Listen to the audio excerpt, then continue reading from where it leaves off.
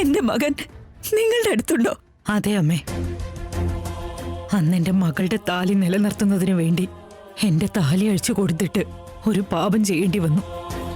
അതിനുള്ള ശിക്ഷയായിട്ട് എന്റെ ഭർത്താവിനെ നഷ്ടപ്പെട്ടു.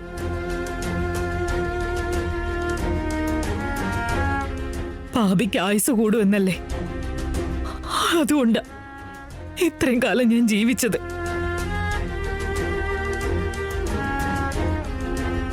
നിങ്ങളുടെ മകൻ ഞങ്ങളുടെ കൂടെയുണ്ട്. ഞങ്ങൾക്കിടയിൽ കഷ്ടപ്പെട്ടവൻ ജീവിക്കുന്നുണ്ട്. ഈ അടുത്തായി ഞാൻ നിങ്ങളെ ഒരു 2-3 തവണ കണ്ടിരുന്നു.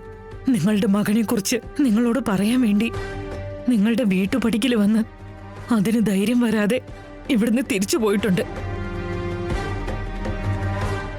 ഈ പറഞ്ഞതെല്ലാം സത്യം. ഇതാണ് സത്യം.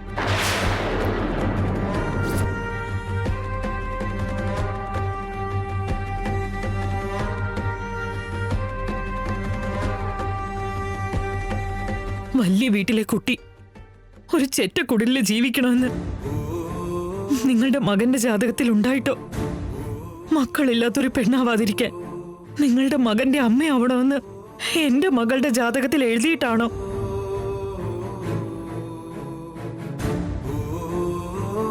ഇരുപത്തഞ്ച് വർഷം മകന്റെ കാര്യങ്ങളെക്കുറിച്ച് ഓർത്ത് വിഷമിക്കണമെന്ന് നിങ്ങളുടെ ജാതകത്തിൽ എഴുതിയിട്ടാണോ എന്നറിയില്ല.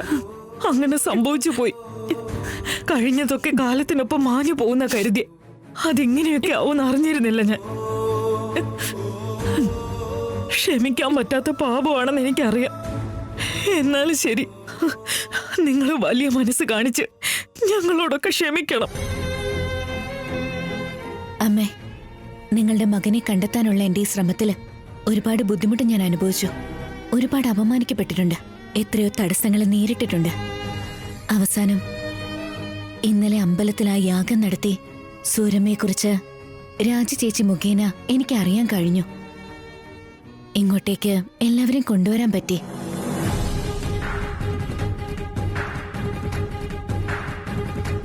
വെള്ളി നാണയം കോൺസെപ്റ്റ് വെച്ച് CCTV സെറ്റപ്പ് വെച്ച് സൂരമ്മയെ എനിക്ക് കണ്ടെത്താൻ കഴിഞ്ഞു.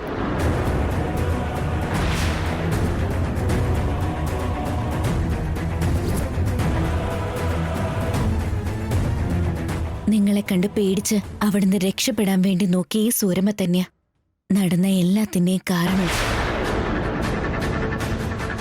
ഇപ്പൊ എന്തായാലും നിങ്ങൾക്ക് നിങ്ങളുടെ മകനെ കുറിച്ച് പൂർണ്ണമായ വിവരങ്ങൾ മനസ്സിലായില്ലേ അമ്മേ? വിവരങ്ങളൊക്കെ ഓക്കെ. അമ്മയുടെ മകൻ എവിടെ? അയാളും ഇനി പുറത്തുതന്നെ നിൽക്കുവാണോ? എല്ലാരെയും ഒറ്റയടിക്ക് കാണിക്കാതെ ഓരോ ക്യാരക്ടേഴ്സ് ആയിട്ട് റിവീൽ ചെയ്തോണ്ടിരിക്കുക. ഇനി എന്തിനാ വൈകിപ്പിക്കുന്നെ? മോനെ കൂടി വിളിക്ക്. എന്റെ മോന്റെ അടുത്തേക്ക് ഞാൻ പോയിക്കോളാം. മോനെ മോനെ. വേദവതിയമ്മേ, നിങ്ങളുടെ മകൻ പുറത്തില്ല. വേദവതിയമ്മേ,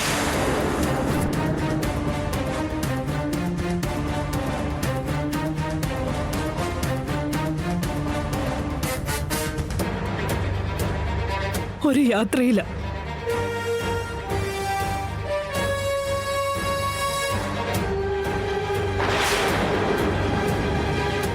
നാളെ തിരിച്ചു വരും.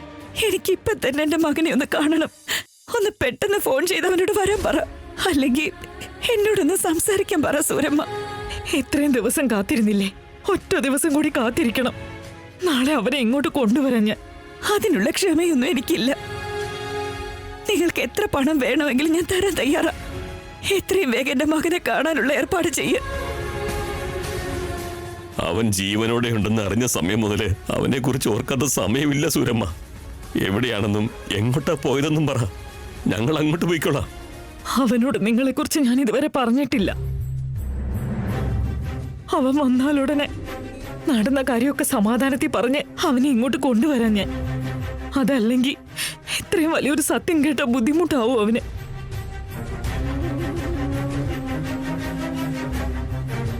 ദയവ് ചെയ്ത് ഇന്നും കൂടി നിങ്ങൾ കാത്തിരിക്കണം.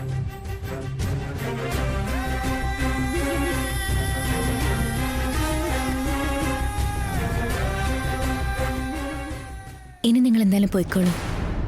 നാളെ അധികം വൈകാതെ അദ്ദേഹത്തെ കൊണ്ട് വരണം. ഒരിക്കൽ കൂടി ഞങ്ങളോട് എല്ലാവരോടും ക്ഷമിക്കാൻ വേണ്ടി അപേക്ഷിക്കുക. ഞാനെന്നാ പോയിട്ട് വരാം.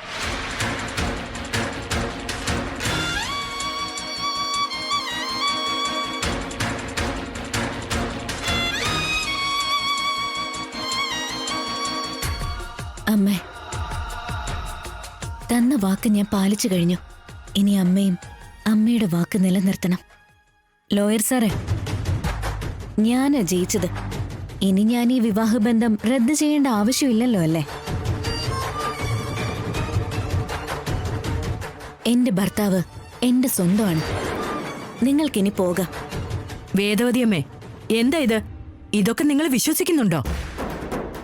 ഇതിലൊരു കളവോ ചതിയോ വിശ്വാസവഞ്ചനയോ ഒന്നും തന്നെ ഇല്ല എന്റെ ഗൗതമി. ഞാൻ പൂർണ്ണമായിട്ടും വിശ്വസിക്കുന്നു. ഇവിടെ വന്നവര് ബന്ധമില്ലാത്തവരായിരുന്നെങ്കിൽ സംശയം തോന്നുമായിരുന്നു. ഇതില് സംശയിക്കാൻ പക്ഷെ ഒന്നുമില്ല.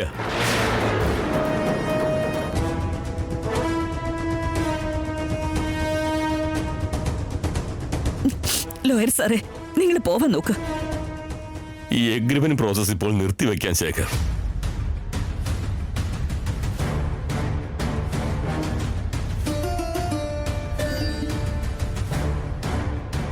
എന്റെ ടാസ്ക് പൂർത്തിയായി.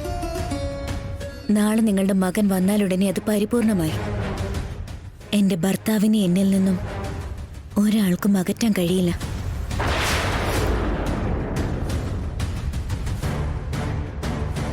വീട്ടിലിനിയും ബാക്കി വെച്ച കണക്കുകള് കുറച്ചുകൂടിയുണ്ട്. അതെല്ലാം ഞാൻ ഉടനെ തന്നെ തീർത്തോളാം. എന്റെ ഭാര്യ ഇത്രയും വലിയൊരു കാര്യം ചെയ്തിട്ടും ഒരു താങ്ക്സ് പറയാൻ പോലും ഇവിടെ നിൽക്കുന്ന ആർക്കും തോന്നുന്നില്ല അല്ലേ?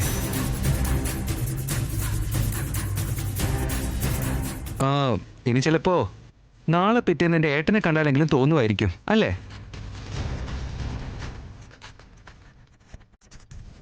My wife Avani is very, very great.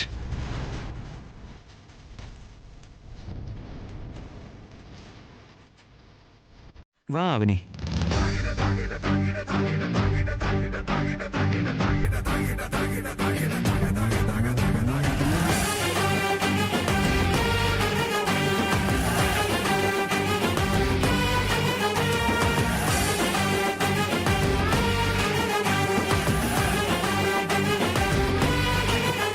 അതെ ശേഖർ,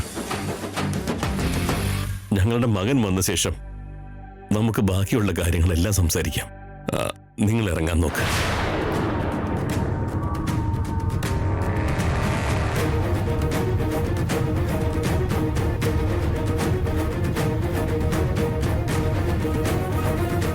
മൊത്തത്തിൽ ആവനി ജയിച്ച് കാണിച്ചു. നാളെ പുതിയ മകന്റെ എൻട്രിയോടെ പുതിയ കഥ തുടങ്ങാൻ പോവാ. ഇനിയിപ്പോ എന്തൊക്കെ ടെസ്റ്റ് ഉണ്ടാവുമോ?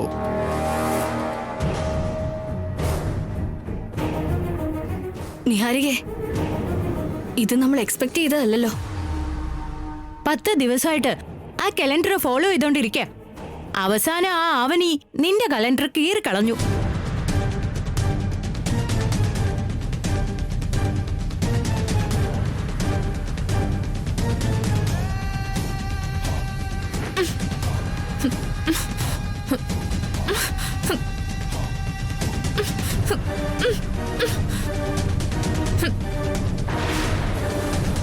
പാവം കൊച്ചിന് ഫ്രസ്ട്രേഷൻ.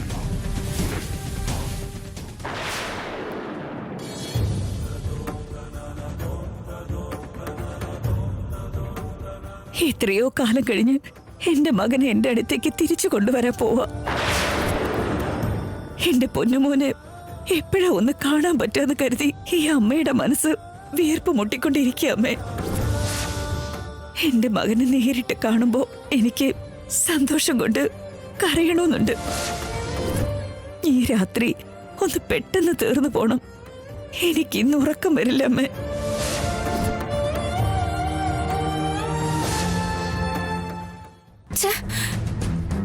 എന്റെ ആൾക്കാർ വെച്ച് ഹെഡ് നഴ്സ് രാജിയെ കിഡ്നാപ്പ് ചെയ്യിപ്പിച്ചതായിരുന്നു.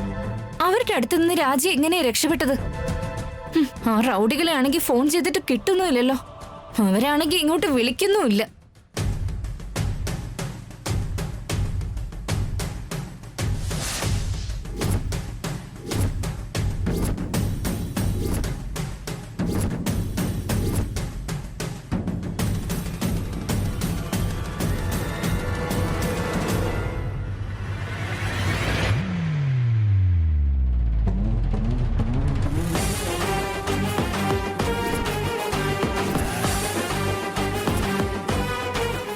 വിജയിച്ചതിന്റെ അഹങ്കാരം നിനക്കിത്തിരി കൂടുതലാ.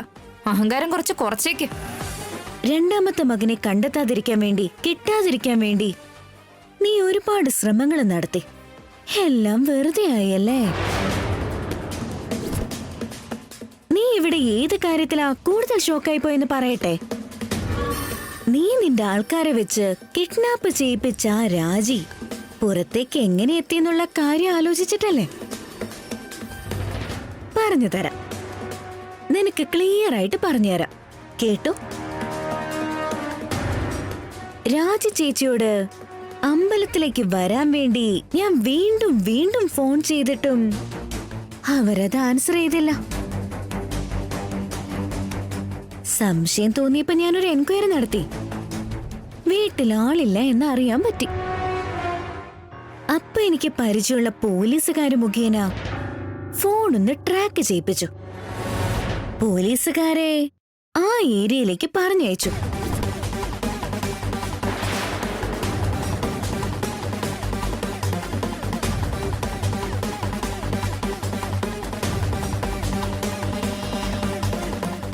ആരെങ്കിലും എന്തെങ്കിലും ചെയ്യാൻ ശ്രമിക്കുകയാണെങ്കിൽ ഈ ഗൺ എനിക്ക് ഉപയോഗിക്കേണ്ടി വരും.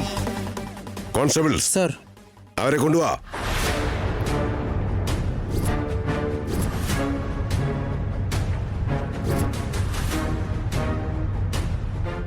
അങ്ങനെയാണ് ഞാൻ രാജി ചേച്ചി പുറത്തെത്തിച്ചത്. ഉടനെ തന്നെ അമ്പലത്തിലേക്ക് പുറപ്പെട്ടു വരാൻ ഞാൻ പറഞ്ഞു.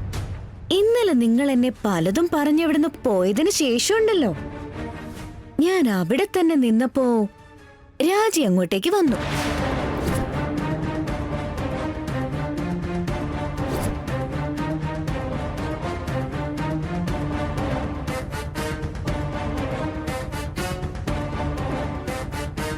നിങ്ങളെ കിഡ്നാപ്പ് ചെയ്യിപ്പിച്ചത് വേറെ ആരുമല്ല, ആ നിഹാരിക തന്നെയാ. നമുക്ക് ആ കാര്യങ്ങളൊക്കെ പിന്നീട് സംസാരിക്കാം. ആദ്യം നമുക്ക് സൂരമ്മയെ കണ്ടെത്തണം. സൂരമ്മ വന്നിട്ടുണ്ടോ ഇല്ലയോ എന്ന് അറിയാൻ വേണ്ടി ഞാൻ കുറച്ച് CCTV ക്യാമറ സെറ്റ് ചെയ്തിട്ടുണ്ട്. വാ പോയി ചെക്ക് ചെയ്യാം. അതെ, നോക്ക്. യാഗം തുടങ്ങിയപ്പോ തൊട്ട് ഷൂട്ട് ചെയ്തിട്ടുള്ള ഫുട്ടേജസ് ഒക്കെ ഒന്ന് കാണിക്കാവോ? Okay madam.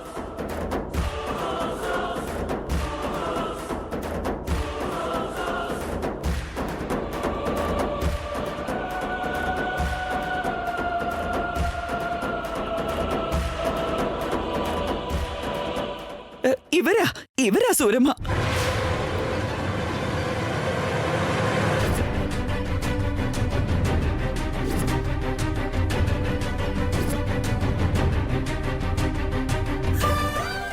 പോസ് ചെയ്തൊന്ന് സൂം ചെയ്യാമോ?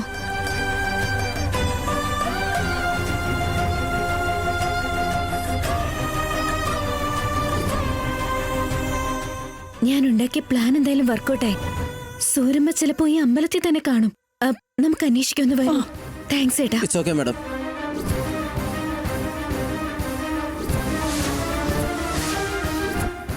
അമ്പലം മുഴുവൻ തിരഞ്ഞപ്പോ സൂരമ്മയെ കണ്ടെത്താനും പറ്റി.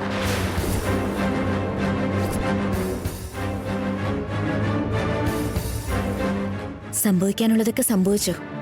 അതും പറഞ്ഞ് വിഷമിക്കുന്നതിന് പകരം സംഭവിക്കാനുള്ളതിനെ കുറിച്ച് ആലോചിക്കാൻ സൂരമ്മ ചേച്ചി. അമ്മയും മകനെയും വേർപെടുത്തി ആ പാപഭാരം നിങ്ങൾ ഇനിയും ചുമക്കരുത്. സൂരമ്മ,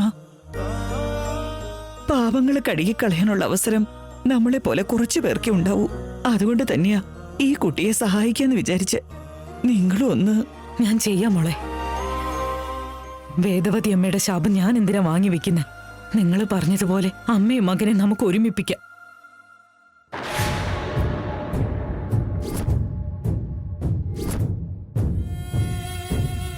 അങ്ങനെ കാല് വെച്ചിടത്തൊക്കെ ഓരോ സ്റ്റെപ്പും ഞാൻ വളരെ ശ്രദ്ധയോടെയായിരുന്നു വെച്ചത്. അങ്ങനെ ഞാൻ പറഞ്ഞതുപോലെ ഞാൻ തന്നെ വിജയിച്ചു. എന്റെ വിജയം ഞാൻ എപ്പോഴും തെളിയിച്ചോണ്ടേയിരിക്കും.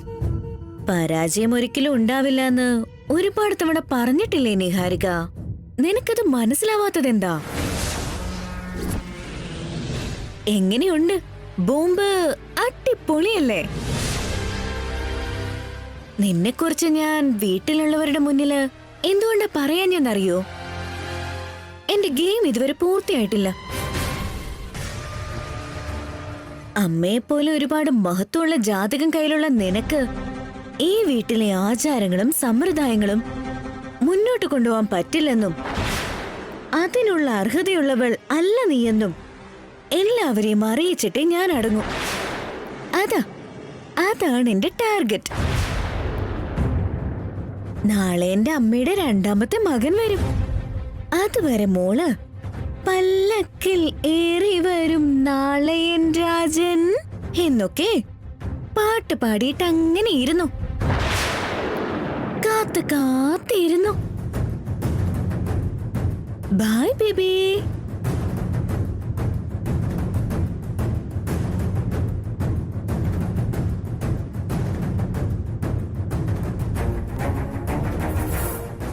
പത്ത് ദിവസങ്ങൾക്ക് ശേഷം കാര്യങ്ങളൊക്കെ ഇങ്ങനെ റിവേഴ്സ് അടിക്കുമെന്ന് ഞാൻ ഒരിക്കലും പ്രതീക്ഷിച്ചില്ല. നിന്റെ അന്ത്യം എന്റെ കൈകൊണ്ട അവനി. നിനക്ക് ഞാൻ വച്ചിട്ടുണ്ടടി.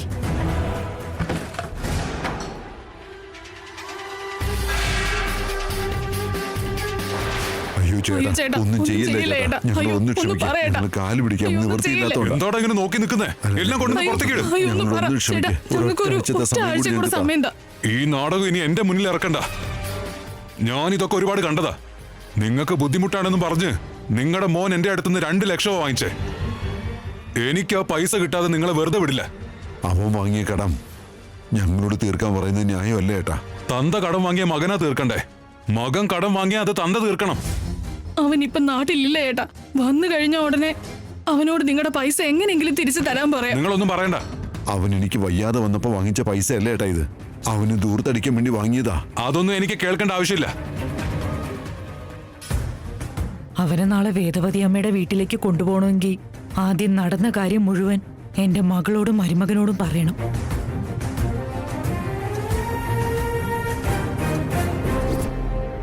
ചേട്ടാ ദയവ് കാണിക്കേട്ടാ. അദ്ദേഹത്തിന്റെ ആരോഗ്യസ്ഥിതി മോശമാണ്. ഈ സമയത്ത് നിങ്ങൾ ഇങ്ങനെയൊന്നും ചെയ്യില്ല ചേട്ടാ. നിങ്ങളുടെ മോൻ ഒരു പെരും കള്ളനാ. അവനെ ഞാൻ എങ്ങനെ വിശ്വസിക്കും? യാദഗിരി, മോനെ യാദഗിരി, എന്റെ കൊച്ചുമോൻ നാളെ ഇങ്ങ് തിരിച്ചു വരും. ഒരാഴ്ചക്കുള്ളില് അവൻ നിങ്ങളുടെ ബാക്കി പൈസയൊക്കെ തരും. ഒരൊറ്റ അവസരം കൂടി തരണം മോനെ. നിങ്ങൾ ഇങ്ങനെ അപേക്ഷിച്ചത് കൊണ്ട് ഒരൊറ്റ തവണ കൂടി ഒരു അവസരം ഞാൻ തരാം. ഒരാഴ്ചയുടെ ഉള്ളിൽ എന്റെ പണം കിട്ടിയില്ലെങ്കിലേ എല്ലാത്തിന്റെയും കഥ ഞാൻ കഴിക്കും. ആ കാര്യം ഓർത്ത് വെച്ചോ. എടാ മല്ലേഷേ, വാടാ പോവാം. കിട്ടു ആ കടമൊക്കെ തീർക്കുമെന്ന് അമ്മയും മകളും കൂടെ അങ്ങ് വാക്ക് കൊടുത്തു. അവൻ എങ്ങനെ തീർക്കുമെന്നാ പറയുന്നേ? എന്റെ ഓട്ടോ വിറ്റിട്ടാണോ അതെന്നെ കിഡ്നി വിറ്റിട്ടാണോ? ചേ ഒരു വൃത്തികെട്ട ജന്മം. കിട്ടുവിനെ കുറിച്ച് അങ്ങനെ പറയരുത് മോനെ. കൊച്ചുമോനെ കുറിച്ച് പറഞ്ഞാൽ നിങ്ങൾക്ക് വല്ലാതെ ദേഷ്യം വരുമല്ലേ? അവൻ ദരിദ്രനല്ലാതെ പിന്നെ ധനികനാണോ? വലിയ വീട്ടിൽ ജനിച്ചതാണോ? അവൻ പണം തിരിച്ചു കൊടുത്തില്ലെങ്കിൽ ആ യാദഗിരി വീണ്ടും വീട്ടിലേക്ക് വരും. അപ്പ എന്ത് ചെയ്യും? നമ്മുടെ കിട്ടു എന്തെങ്കിലും ചെയ്തോളും ചേട്ടാ. അവനെ കണ്ട ദാനമായിട്ട് പോലും ഒരാൾ ഒന്നും തരില്ല. മകന്റെ ചോരയെ കുറിച്ചെല്ലാം അറിഞ്ഞിട്ടും ഇങ്ങനെ പറയാൻ തോന്നുന്നത് എങ്ങനെയാ? ഒരു കാര്യത്തിന് കൊള്ളാത്തൊരുത്തിനാ ജന്മം കൊടുത്തിരിക്കുന്നത്. മതി. കിട്ടുവിനെ കുറിച്ച് ഇനി ഒരു അക്ഷരം പറഞ്ഞാ നന്നായിരിക്കില്ല. നിങ്ങൾ എന്തിനു വേണ്ടി അവന് വേണ്ടി സംസാരിക്കുന്നത്? എന്തുകൊണ്ടാന്ന് വെച്ചാ അവനെ കുറിച്ച് നിങ്ങൾക്ക് അറിയാത്തതുകൊണ്ട്. അവൻ ആരാണെന്ന് നിങ്ങൾക്ക് അറിയാത്തതുകൊണ്ട്. ഞങ്ങളുടെ മോനെ കുറിച്ച് ഞങ്ങൾക്ക് അറിയില്ലെന്നോ അമ്മേ? എന്തൊക്കെയായി പറയുന്നത്? ഞാൻ കുറച്ച് കാര്യങ്ങൾ ഇപ്പൊ നിങ്ങളോട് പറയാം. കേൾക്കാൻ മനസ്സിന് ശക്തി ഉണ്ടാവണം. നമ്മുടെ കിട്ടു നിങ്ങൾക്കുണ്ടായ മകനല്ല.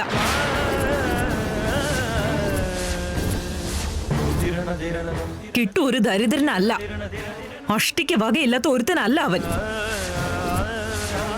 അവൻ ശരിക്കും നമുക്കിടയിൽ ഉണ്ടാവേണ്ട ഒരുത്തനല്ല. അവനൊരു കോടീശ്വരന്റെ മകനാ. എന്താ അമ്മ ഈ പറയുന്നത്? നിന്റെ അമ്മ വെയിലത്ത് നടന്നു വന്നതല്ലേ? ബോധമില്ലാതെ വായിൽ വരുന്ന ഓരോന്നും വിളിച്ചു പറഞ്ഞുകൊണ്ടിരിക്കുക.